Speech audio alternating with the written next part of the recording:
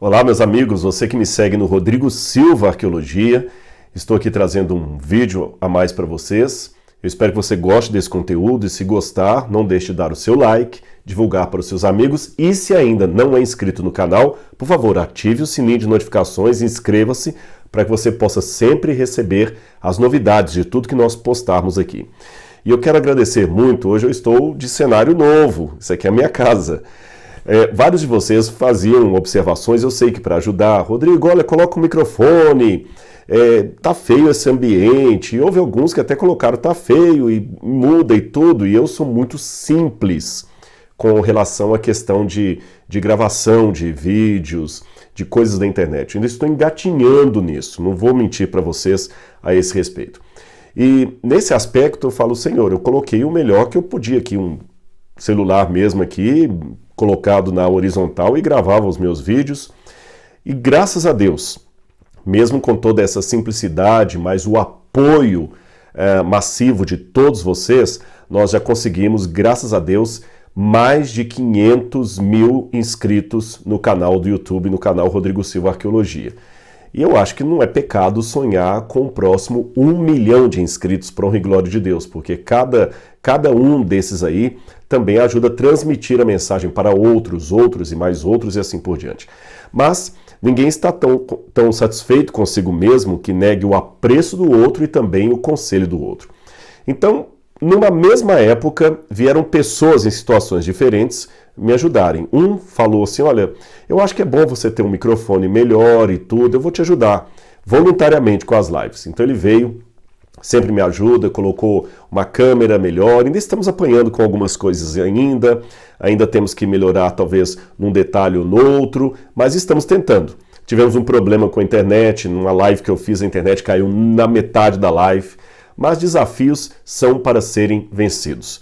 Uma vez contam os biógrafos de Thomas Edison, vocês sabem, Thomas Edison era um brilhante inventor, que uma vez ele teve todo o seu escritório, com todos os seus laboratórios queimados, destruídos num incêndio. Alguns acreditam até que foi um incêndio criminoso.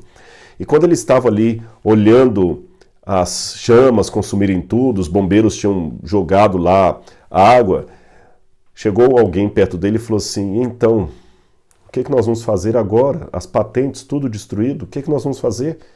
Ele falou, que pergunta? Nós vamos reconstruir. E foi assim que Thomas Edison entrou para a história, com muitas invenções, entre elas a lâmpada. Ora, assim, eu não sou nenhum gênio como Thomas Edison, mas eu posso aprender com a genialidade dele no sentido de estar sempre perseverando, melhorando e ampliando para levar coisas de melhor conteúdo para vocês. E nessa mesma onda de pessoas me ajudando, apareceram também 3 irmãos queridos de Hortolândia, que falaram, olha, vamos melhorar essas estantes suas aí atrás. Alguém até comentou que essas estantes de ferro parecem mais um almoxarifado. Então eu agradeci e hoje estou estreando aqui com vocês este vídeo nesse cenário novo aqui. Colocamos as estantes de madeira, fiquei 3 dias para juntar todos os livros de novo no local e eu espero que vocês gostem, viu?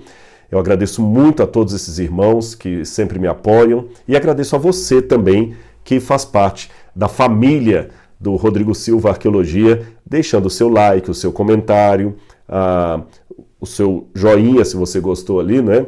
E assim por diante. Mas hoje, nesse vídeo de estreia do novo cenário aqui da minha biblioteca, eu queria falar com vocês um pouco sobre isto, sobre este paradoxo entre a angústia e a esperança. E alguém pode, talvez, já me contradizer dizendo, Rodrigo, não seria mais, não um paradoxo, mas uma contradição? Ou você tem angústia, ou você tem esperança. Não dá para se ter isso dentro de um mesmo pacote. Bom, geralmente nós somos muito acostumados a raciocinar sempre na base da antítese. É como se eu dissesse assim, estava tudo escuro, mas de repente alguém acendeu uma lanterna e a luz invadiu as trevas. Aí é uma antítese, quer dizer que a luz chegou e acabou com as trevas. Nós sempre pensamos em termos de antíteses, uma realidade que é contrastada pela outra e esta outra acaba tirando aquela realidade. Mas o paradoxo, ele tem um sentido um pouco mais profundo. E quando eu falo de paradoxo, eu gosto muito do autor do Chesterton. O Chesterton, ele é um autor do início do século XX, brilhante, que era ateu, depois se tornou cristão, e ele tem livros muito interessantes, Ortodoxia. É lógico que eu não concordo com toda a linha doutrinária que ele seguiu, mas isso não me dispensa de bater palmas para a genialidade dele e também, por que não, ver nele um homem sincero, honesto com Deus, com sua intelectualidade, com suas perplexidades. Eu também não concordo com toda a linha doutrinária de C.S. Lewis, mas eu vejo homens como C.S. Lewis, Chesterton e outros mais que eu poderia citar, que vieram do ateísmo, abraçando a causa cristã. Realmente são experiências de vida fantásticas e eu não me poupo de passar essas imagens para frente. Chesterton é um homem brilhante. E tem um livro dele, que na verdade foi até uma compilação de vários artigos que ele escreveu, chamado Tremendas Trivialidades. O nome já é um paradoxo. Tremendas trivialidades. Trivialidade não é tremendo. Se é tremendo, não é trivial. Mas é que o Chesterton, ele gostava muito de trabalhar com realidades díspares, que aparentemente se expeliam, mas ele via dentro de um mesmo contexto. Esta é a definição do paradoxo. O paradoxo, ele é visto muito na filosofia como sendo uma forma de trazer à tona realidades que de outra forma nós não veríamos. Um exemplo de antítese que eu poderia dar é o famoso poema de Camões, que dizia, de maneira bem paradoxal, o amor é um fogo que arde sem se ver, é ferida que dói e não se sente, é um contentamento descontente, é dor que desatina sem doer. Como é que uma dor chega a desatinar, quer dizer, enlouquecer, mas sem doer? Como é que um fogo arde sem ser visto? Como é que uma ferida dói sem sentir? Isto não é uma contradição. Isso é um paradoxo. E o Chesterton, ele trabalhou muito essa ideia do paradoxo, porque ele dizia que o paradoxo é aquele que traz uma realidade que o observador não perceberia de outra maneira. Então Chesterton, ele mistura três coisas na linguagem dele. Ele mistura o sabor infantil, vou explicar o porquê disso daqui a pouco. Ele mistura o humor e o paradoxo. Esses três aqui fazem parte de todo o trama, de toda a drama, de todo o estilo com o qual ele escreve. E quando ele fala da infância, é porque ele sempre tenta recuperar nas crianças aquela situação que os adultos, infelizmente, perderam de observar, de ver. O Chesterton, ele chega até, talvez com um pouco de exagero, mas por que não ter realidade nessa hipérbole dele, dizer que a infância é a verdadeira vida, a infância é a verdadeira história. A gente pensa que criança é iludida, que criança é alienada, que criança é inocente, mas pensando pelo lado dele, a criança realmente ela sente coisas com uma paixão. Olha, sem querer fazer propaganda para que bom, mas eu vou dar um exemplo aqui para vocês. Quem já não passou dos 40 como eu e tem a sensação que o chicabom da sua infância era mais gostoso que o de hoje? E muitos falam, porque hoje eles estão colocando leite de um jeito, naquele tempo era de outro. Não é que o chicabom era tão diferente, é porque na nossa época de infância, o chicabom era quase que uma ambrosia dos deuses gregos. Você pegava aquilo ali, tinha um outro sabor. Hoje eu vou e compro o chicabom, mordo, é gostoso, mas não é aquela magia da infância. Um parque de diversões na infância tem outra magia. E criança, é interessante que ela não precisa de muita coisa para ter entusiasmo pela vida. Nesse período da quarentena, eu acho interessante que o meu vizinho sempre brinca, ele e a esposa, com as duas filhinhas que eles têm, uma gracinha. E um dia desses, eu conversando com a minha vizinha, ela falou assim, olha, desculpe se de repente você escutar uns gritinhos de criança aí, viu? Eu falei, não precisa, não tem que se desculpar, pelo contrário. Eu prefiro ouvir gritinhos de crianças felizes ao ouvir o silêncio de pessoas recalcadas. E novamente, paradoxo, ouvir o silêncio. Ela agradeceu e é muito gostoso. Hoje mesmo eu tive de sair rapidamente de carro e eu passei e vi as crianças correndo. E às vezes eu estou trabalhando aqui, escuto o barulho delas com o pai correndo, felizes. Por quê? Porque o pai está correndo com elas num quintal com uma mangueira.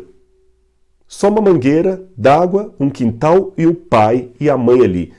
O paraíso para elas já chegou.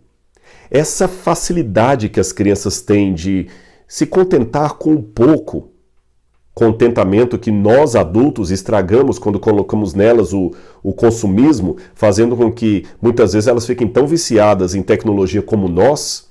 Isso é que é triste, porque uma criança deixada em sua própria inocência infantil, ela se contenta com uma latinha, com uma coisinha boba, um brinquedinho de R$1,99, não precisa ser o mais caro. Nós, adultos, é que às vezes queremos brincar com brinquedos mais caros que geram machucados mais profundos. Mas voltando a falar da experiência dos meus vizinhos com as filhinhas deles, eu fico ouvindo e fico pensando, Senhor, é esta paixão pela vida que nós temos que ter, e às vezes a maturidade dos anos nos rouba a alegria de correr num quintal atrás ou de uma mangueira com água e felizes, ou tomar um chicabon como se fosse um elixir dos deuses, para fazer um paralelo com a literatura grega. Além, como eu falei, do lado infantil que o Chesterton nos evoca, ele também fala muito do humor. Ele, numa época em que os escritores, os ensaístas produziam coisas muito sérias, muito quadradinhas, encaixados nas suas métricas, nas suas formas, o Chesterton, ele evoca o humor. E o humor de tal maneira que ele coloca nas pessoas, através do riso, das situações bem-humoradas que ele cria nos seus livros, uma reflexão pela vida. E eu até costumo sempre dizer para os meus alunos, repetindo na verdade uma frase que não é minha, é de Harold Kushner, a ideia de que se um homem não sabe rir de uma boa piada, desconfie da religião dele. Então é bom ter humor. E em terceiro lugar vem o paradoxo, que é o que eu estou trabalhando com vocês aqui. O Chesterton, ele acha que o paradoxo consegue unificar, conciliar realidades que no primeiro momento seriam distintas, seriam diferentes. E uma coisa interessante que ele mistura os três é que o paradoxo, junto com o humor e o lado infantil, nos faz ter um êxtase pela vida, um espanto pela vida, mas o espanto da criança pela vida, em primeiro lugar, ela se espanta às vezes com um caracol andando numa folha, porque ela está na fase da descoberta. Cada página da história, cada elemento da natureza é um aprendizado novo, e ela como esponja vai pegando tudo aquilo. Momento ótimo para falar de Deus, do Criador. Nós temos que ter isso também. Nós temos que ter esse entusiasmo. Agora, só que é interessante que esse assombro que a criança tem pela vida é um assombro que não a faz ficar parada. Ela vê o bichinho ali, ela vai seguindo o bichinho até onde ele vai, até às vezes em situação de risco, mas ela vai seguindo, ela quer ver até onde vai dar o formigueiro, ela vai acompanhando a fileira das formigas. Não é um assombro que te faz ficar parado, estagnado. É um assombro que leva você à ação. Esse assombro que leva à ação me permite pegar toda a ideia de Chesterton e aplicar para esse paradoxo entre a angústia ou a esperança que estamos vivendo neste momento. Ficar trancados dentro de casa ou sair para trabalhar. Garantir a economia, garantir a saúde. Às vezes parece até uma escolha de Sofia.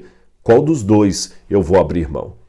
E nesse mundo tão caótico, quando a gente vai ler a Bíblia, de fato parece que as coisas vão ficar piores ainda. Porque Jesus, quando você lê lá, ele fala assim, olha, e por se multiplicar a iniquidade, o amor se esfriará de quase todos. Paulo fala lá, e os homens perversos irão de mal a pior, enganando-se e sendo enganados. Quer ver? Aqui eu vou ler alguns textos para você de Lucas, capítulo 21, quando Jesus fala dos últimos tempos. Ele fala, por exemplo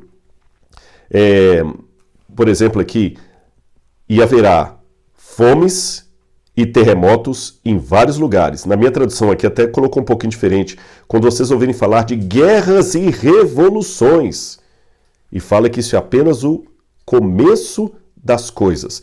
Depois ele fala, se levantará nação contra nação, reino contra reino, haverá grandes terremotos, epidemias.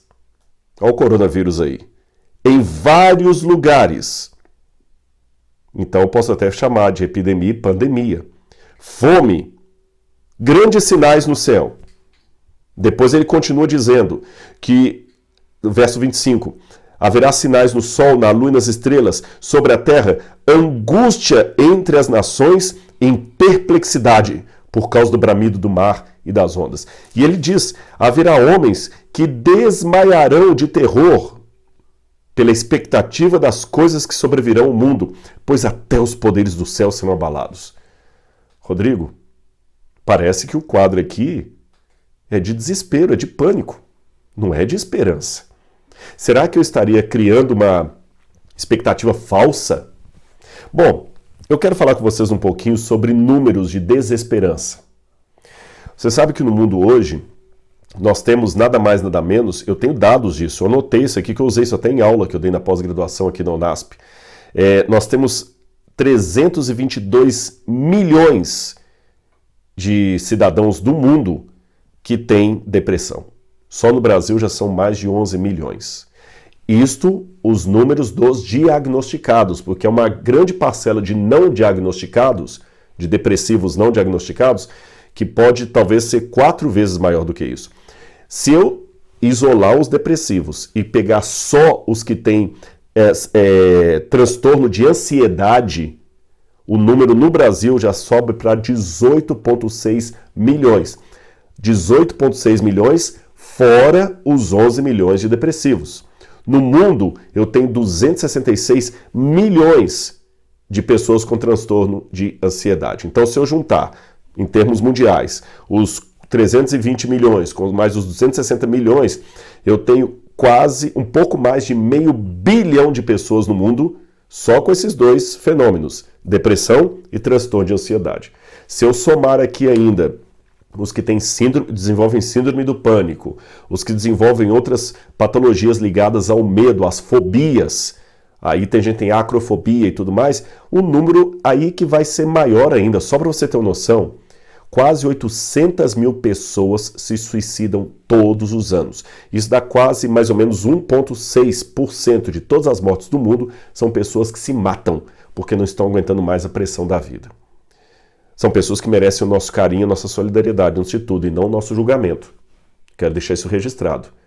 Mas o número dessas pessoas me permite ficar um pouco preocupado com o que está acontecendo. Veja, não é por respeito aos drogados que eu vou deixar de falar da ameaça das drogas. Eu não vou demonizar todos os drogados. Há muitas pessoas que entram no mundo das drogas por situações que eu nem imagino. O meu papel é tentar ajudar uma pessoa que está viciada no crack, na droga e tudo mais. Mas não é deixando de falar do problema que eu respeito o drogado. Você percebe? Não é deixando de falar do câncer que eu respeito os que são acometidos por algum câncer. Então, quando eu falo desse número de pessoas aqui com essas síndromes de ansiedade, transtorno de ansiedade, angústia e depressão diagnosticados, fora os não diagnosticados, não estou com isso dizendo que essas pessoas estão afastadas de Deus, que falta fé nelas. Não é esse o meu ponto. O meu ponto é que esses números estão me dizendo alguma coisa. O mundo está doente, o mundo está sem esperança. E então como é que eu posso falar de esperança no mundo de tanta angústia? Aí que entra o paradoxo do Chesterton, que eu tomo licença para assumir aqui para minha argumentação.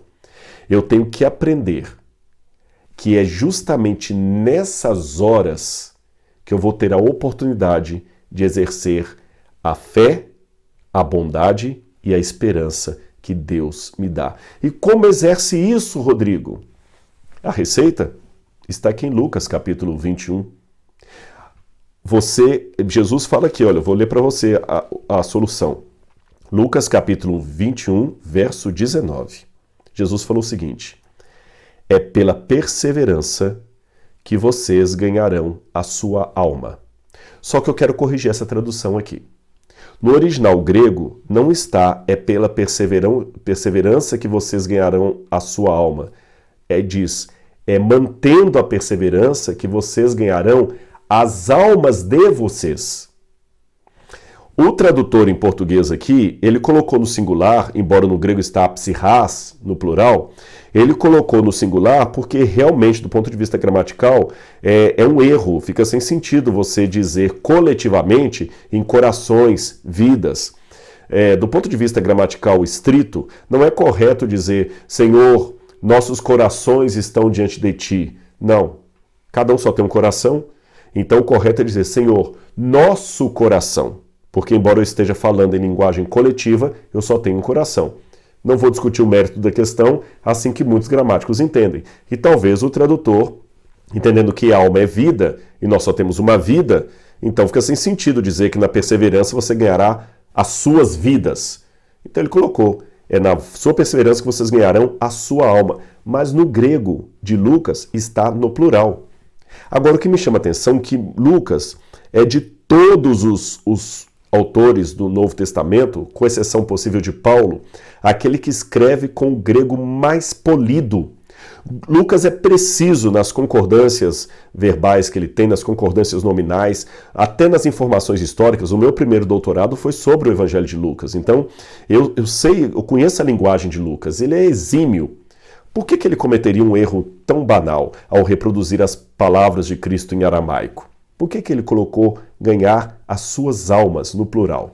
Bom, a explicação é simples. É porque aqui Jesus está colocando uma ideia de coletivo. Se ele colocasse a ideia do singular, é na perseverança que vocês ganharão a sua alma, poderia dar para o ouvinte ou o leitor a ideia de que, na época do conflito, cada um fica junto a Deus, ele e Deus, e vai dar tudo certo. Tudo certo, cada um vai ganhar a sua alma. Mas aí poderia dar uma ideia de divisão do povo de Deus. Enquanto que o Evangelho quer dizer que o povo de Deus tem que ser unido no tempo final. E é na união do povo de Deus que virá, em grande parte, a solução para a angústia, para os traumas, para os medos, para as ansiedades. Sabe? Uma diferença muito grande acontece entre um rebanho de ovelhas e uma vara de porcos quando você estoura uma bomba perto. É muito fácil de perceber. Se as ovelhas estão junto do pastor e estoura uma bomba, e elas podem ouvir a bomba estourando, mas ao mesmo tempo não perdem o contato visual com o pastor, sabe o que acontece? As ovelhas se ajuntam todas pertinho do pastor. Todas ali, ficam juntinhas. O estouro da bomba, o conflito fora do rebanho, as faz ficar mais unidas olhando para o pastor, apesar de estarem com medo. Já no caso dos porcos, não. Se você estoura uma bomba, cada porco corre para o seu lado. Nenhum fica junto, mesmo que o dono dos porcos estiver ali acompanhando o coletivo, a vara de porcos. É isso que Deus quer nos ensinar neste momento de crise. Está estourando uma bomba, coronavírus, o que acontecerá depois da quarentena? Os que são ovelhas ficarão unidos como povo. Os que são porcos ficarão dispersos, cada um preocupado em ganhar a sua alma e não as suas almas. Em outras palavras, o que Cristo quis dizer é que se o povo de Deus estiver mutuamente se ajudando, um ganhará a alma do outro e o outro ganhará a sua alma. De que forma, Rodrigo, isso?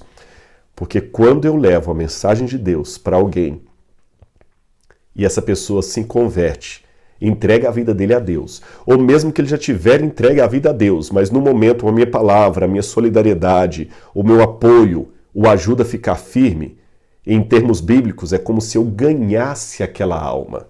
Vocês entendem? Em contrapartida, ele também, ao fazer a mesma coisa comigo, porque eu preciso dele, ele também ganha minha alma. Tanto é que reza a tradição cristã que nós teremos coroas, e nessas coroas teremos estrelas que representam aqueles que nós levamos até aos pés de Cristo. É lógico que é uma linguagem poética da piedade religiosa, mas que pode encerrar uma realidade do reino de Deus. Imagine as pessoas que você ganha para Cristo sendo estrelas na sua coroa. Isto seria maravilhoso. Você ganhando pessoas e pessoas ganhando você. Você orando em intercessão por alguém e sabendo que alguém está orando em intercessão por você. Então o que o Evangelho está dizendo é que no momento da crise, quanto mais o mundo se divide, mais o povo de Deus fica unido. Enquanto uns brigam por bandeira, o povo de Deus fica junto em oração. Não é uma união homogênea. Entre o povo de Deus há pessoas de personalidades diferentes, tipos diferentes, gostos diferentes e até ideias diferentes. Mas é uma unidade na diversidade. Viu outro exemplo de paradoxo? Uma unidade na diversidade. Jesus está voltando, meus irmãos. E é hora de nós nos unirmos. Saiba que uma corrente é tão forte quanto o mais fraco dos elos dela. Então auxilie o seu irmão, não apenas com oração, mas acima de tudo com solidariedade, dando pão a quem está precisando, dando abrigo, dando roupa. Aí sim, você entenderá que esse momento que para o mundo é caótico, para o povo de Deus não é. Porque, novamente, em linguagem paradoxal, quando Jesus descreve os eventos finais da história deste mundo, ele sempre coloca os de fora como tendo medo, pânico, angústia. Mas quando ele vai falar do povo de Deus nesse mesmo ambiente, olha a linguagem. Não fiquem assustados. Está escrito em Lucas capítulo 21, verso 9. É interessante que essa palavra assustados, pitoetete, só é usada no Novo Testamento por Lucas e 2 vezes. Aqui e em Lucas capítulo 24, 37. Esse assustados aqui é diferente de phobos, ou de sebeia, de temor do Senhor. Esse assustado aqui é assustado de quem viu o fantasma. Tanto é que a outra passagem de Lucas é quando Jesus aparece e eles ficam assustados pensando que ele era um espírito, um fantasma. E Jesus falou carinhosamente, não fiquem assustados como quem viu a assombração. É isso que está no original grego. Não fiquem assustados como quem viu a assombração. É necessário que isso acontecer. Calma. Depois, mais à frente, ele fala também no verso 14, tomem, pois, a decisão de não se preocupar com o que vocês vão responder, porque eu lhe darei as palavras de sabedoria. E mais, não, mesmo que o povo de Deus vá ser perseguido nesse último tempo, não se perderá um só fio de cabelo da sua cabeça, porque Deus vai estar cuidando de vocês. É um paradoxo. O mundo em crise, desunido, angustiado, com medo, e em terror até pela onda do mar, pelo bramido do mar e das ondas, e o povo de Deus unido em oração, perseverança, comunhão, solidariedade. É um paradoxo. Um mundo que vê em todo esse caos o fim e um povo que vê em todo esse caos apenas o começo. É por isso que logo depois de falar de pessoas que desmaiariam de terror pela expectativa das coisas que sobreviriam ao mundo, o próprio evangelista diz, mas ora, quando estas coisas começarem a acontecer, levantem-se e fiquem de cabeça erguida, porque a redenção de vocês se aproxima. Eu digo para vocês, eu também tenho medo de muita coisa que está acontecendo, mas eu não tenho pânico. Percebeu? Eu tenho expectativa das coisas que vão sobrevir, mas eu não tenho desesperança. Eu tenho tristeza por muita coisa que não deveria ser assim, mas eu não tenho angústia. Eu posso até ser acometido por uma depressão, mas Deus vai me dar força em meio à depressão para ter a energia que nem os remédios, nem a terapia poderiam me dar, mas a graça de Deus vai poder me dar. Estou falando isso porque talvez alguém que está assistindo, alguém que passe por um problema desse. Tenha firmeza, meu irmão, minha irmã. Não solte da mão de Deus. Eu sei que o tempo às vezes parece que está tudo perdido, mas não está. Faz parte do cronograma de Deus, não da vontade de Deus. Deus não queria que tivesse coronavírus. Deus não queria que houvesse um crash na economia mundial. Mas uma vez que essas coisas vão acontecer, Deus as previu lá atrás. Faz parte do cronograma. E aprenda a ter a simplicidade das filhinhas do meu vizinho. que mesmo em meio ao caos que está acontecendo lá fora, dão seus gritinhos de alegria, porque estão correndo no quintal de sua casa, brincando de mangueira com seu pai, com sua mãe. Esta fé infantil que eu desejo para você nesse momento. Talvez é por isso que Jesus contou parábolas num tom tão infantil. Você já notou que as parábolas de Jesus têm um tom infantil? Uma mulher perdeu uma moedinha, varreu a casa e achou moedinha e mostrou para as amigas, e todas ficaram felizes. Parece até aqueles contos que começam de "era uma vez". Porque Jesus, bem diferente de Aristóteles, de Platão, bem diferente de Pirro, de Carneades ou qualquer outro autor dos tempos antigos, Jesus não deu tantas elocumbrações filosóficas e pesadas sobre o céu, preferiu historinhas infantis para dar a sua mensagem. Talvez porque ele queria despertar em nós aquela coisa que a fase adulta já tirou, a beleza e a simplicidade das coisas pequenas, com um tom infantil,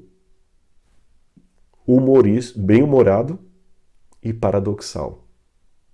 Porque quem quiser ter a sua vida, perdê-la-á. Mas quem perder a vida por amor de mim, achá-la-á. Que lindo, né? Eu vi o tripé de Chesterton no Discurso de Cristo e nisso que eu falo para você. Não seja imaturo, mas permita-se ser um pouco criança na presença de Deus. Não seja um bobo alegre que ri de tudo, mas permita-se o sorriso após ouvir uma boa piada. E por fim, aprenda os paradoxos da vida, pois é dando que se recebe, é perdoando que se é perdoado, e é morrendo que se vive para a vida eterna. Amém. Por isso, pode erguer a sua cabeça. A nossa redenção está chegando. Um grande abraço e até o nosso próximo vídeo.